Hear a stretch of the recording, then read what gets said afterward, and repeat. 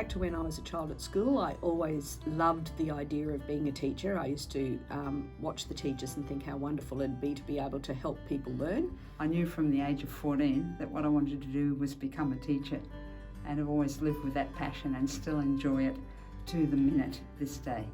Yes, and going back to when I decided to do education was probably the pick of what I knew I could do and what I thought I'd like to give a go. I think the biggest thing that I'll miss is the connection with people, and I think spending time in classrooms. Every day is unique, has amazing successes and different challenges, and I thrive on that. The amazing opportunities I've had as a person to grow and hopefully value add.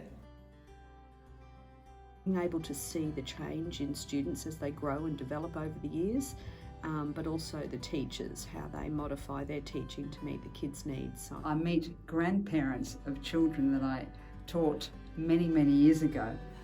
Hopefully we've lifted the expectations about what can be achieved for students here.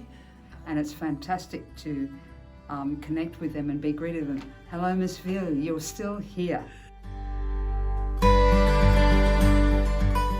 Throughout my career, met some really amazing kids who've had really challenging backgrounds. I was eating in a restaurant one day and an ex-student came up to me and said, "Hello, Mrs. Smith, do you remember me?" And I looked up and realised who it was, and he said, "Thank you very much."